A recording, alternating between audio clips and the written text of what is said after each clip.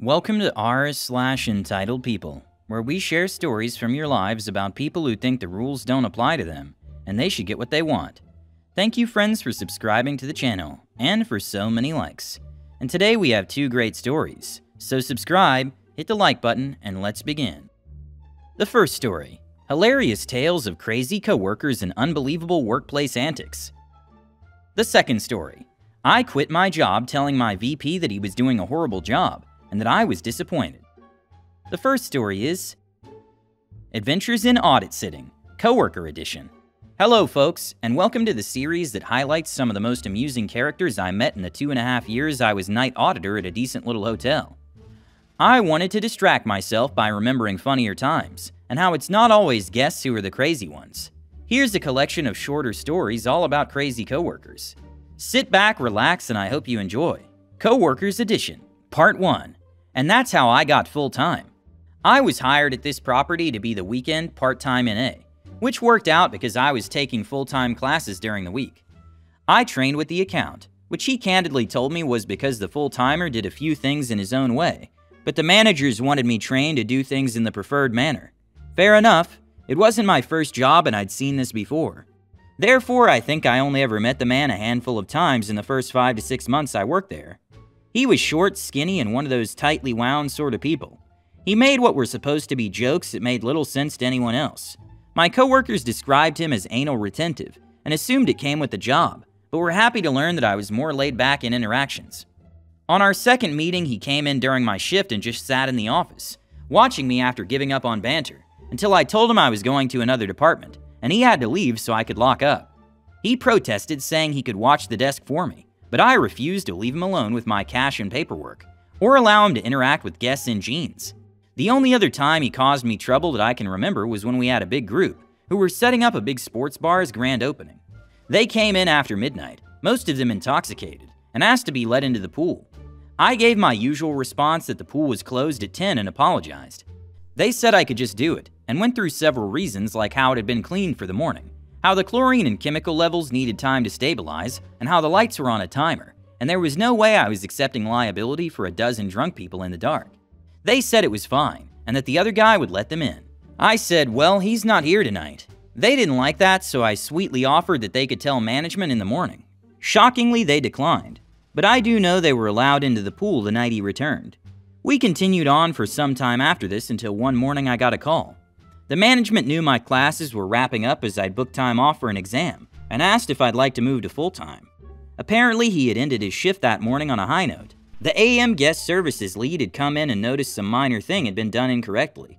Since it was her job, and she adored being bossy, she pointed it out, and while I have no doubt it was dripping with condescension, his tightly wound gears snapped. Coworkers described his vicious verbal assault as nuclear, and I dearly wish I had been there to provide quotes. I was present, however, about 2 weeks later when he showed up on my shift and demanded I let him hang out in the office again. I laughed in his face so much harder than I had at any of his jokes. Part 2. Oh, honey. Like many bars and restaurants, this hotel's food service staff was constantly changing, as people moved on and new folks were hired. But if I recall correctly, we weren't even actively looking for more staff when Honey joined the team. As the full-time closing bartender described it, it was like the GM walked in, declared she needed to be given shifts, and left her there for someone else to deal with. I asked why he would do that, and she said I'd figure it out when I saw her. I did. Our GM was a brass man who liked to show off his success. He wined and dined clients in the hotel on his tab frequently, drove a giant SUV that was always sparkling clean, kept himself in great shape so that he looked like an amateur bodybuilder, and had a very attractive wife. She wasn't a trophy wife. I forget what her real job was, but she'd help out at the hotel sometimes and was smart and friendly. Honey looked like the discount knockoff of her. Like almost exactly like her until you got up close. Not one person who met her thought she'd been hired because we needed a skilled bartender instead of for her substantial assets. And then we found out she was dense as mud. This woman could not do any task without screwing it up. Count the beer fridge? Takes an hour, 3 attempts, and it's still wrong. Make drinks? She gets the orders mixed up. If she doesn't know a recipe, she just puts random stuff in a glass, and sometimes forgets to give change or charge for them. She also handled the VLT cash, which involved scanning tickets and paying out cash, and even though I was rarely in the bar, I would correct her counts almost every time. And then there were her cash outs at the end of the night. VLT bartenders had to turn in all the tickets they scanned and any remaining cash from floats they'd taken, which needed to balance for their total floats taken during the shift. Example, took $6,000 cash, returned $5,000 in tickets and $1,000 cash. Involves adding all the tickets up on a calculator, as well as their POS report listing their sales, all their CC and debit receipts, the cash float, and the amount of cash payments taken per their report. Any amount over in either the VLT or bar cash out should be their tips, which they could take that night. We didn't even require them to declare or count it in front of us. As long as everything balances, they're golden.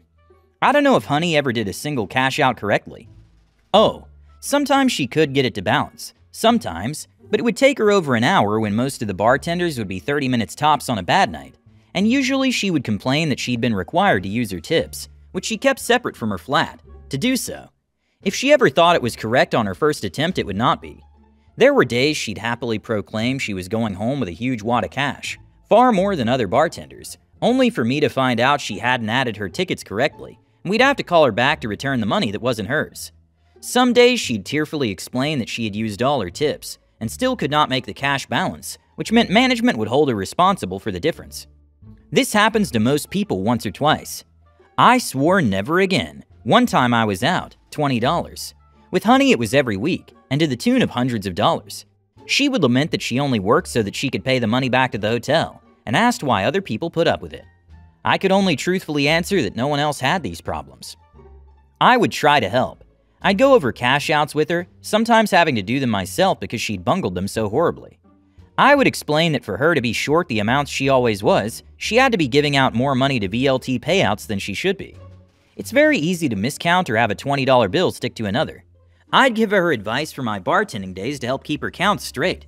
Nothing helped. You would think constant complaints from guests and staff, extensive notes written in accountant red ink detailing incorrect cash outs, and her own deteriorating mood would mean she couldn't possibly last very long. 6 months. Part 3, it might be impossible to be fired. We'll wrap up with a similar but shorter story. This bartender almost always got his cash outs correct. It was what he did once he left with his money that was the problem. Over the year and change that I worked with him, he would miss shifts, slack off and disappear during them, and only rarely clean once he was done. There were instances of alcohol bottles going missing, which I tracked on the cameras, discovered it was customers stealing while he was away from his post, and as a reward had my camera access revoked. He would show up hours before his shift and sleep on the break room couch. What really started to get our attention though was how people would come in asking if he was working. First just 1 or 2 at a time, then 3, then 7, and these were not people looking to party. The first times we assumed that's what it was. When the numbers grew, it became obvious the additions were there as muscle, and were quite irate that he kept evading them. He was evicted, moved in with one of the bar's regulars, and didn't pay him rent and was evicted again. In a rare generous turn, because the bartender said he was suicidal, the GM let him stay at the hotel for a pittance. Somehow he was still late for shifts. The rest of the staff and I watched in wonderment as this train wreck played out. It took months once again for the bosses to say enough was enough, and finally he was let go. I think he ended up doing security for that bar I mentioned in part 1. Small world. The second story is Disappointed Dad Quit. This wasn't today, this was about a year ago. I had been working for a company about 2 years at this point. I won't name them, but they're a social media platform for people with debilitating conditions, so they can connect and share their experiences with other people who truly understand each other. We had been bought out by a healthcare company in the year prior, and just about everyone else saw the writing on the wall. The company had let me go full-time remote before COVID, and I had a misplaced sense of loyalty with them. As people were quitting, the work was stacking up more and more and I was burned out. I knew it and had talked to my manager. He knew it and was doing what he could. He took something big off my plate and promised to hire more people, and once they were there he would offload things. I directly saw him start the hiring process, as I was involved in first-round interviews, so I felt relieved. The VP of the company, he was a nepotism hire and had already been notorious for making bad decisions, had a meeting invite tossed on everyone's calendar, for the same day. Usually that's not a good sign. He and the CEO then announced a new org chart. They were doing away with some positions that they felt were unnecessary based on the new size of the engineering team. We were shown the structure of our teams and all the new positions they were hiring for. That's when we all saw it, or lack thereof. The manager who understood my needs and was taking care of me, his name wasn't on the org chart. Neither was another manager at his level. After the meeting, we all went into a separate Slack that we were all a part of and discussed. I hadn't actually noticed that my manager was gone yet. That was how I realized as others pointed it out to me. During our conference of what had just happened, we got meeting invites. Individually, we were all to meet with the CEO, VP, and a person from HR to discuss the changes. We all talked about what we were going to say and do in that meeting with each other. The CEO and VP were really doing damage control. We didn't get a lot of space to talk, and I kind of interjected, asking who's going to do the work they were doing, specifically the screening and hiring of people. The CEO immediately dodged and asked the VP to answer.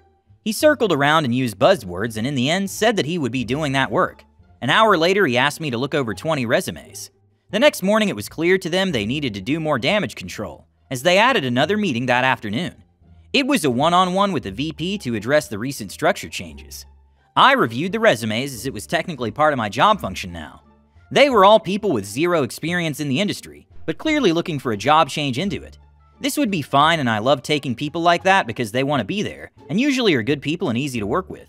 However, we no longer had the seniority and staff that is needed to support that many fresh hires.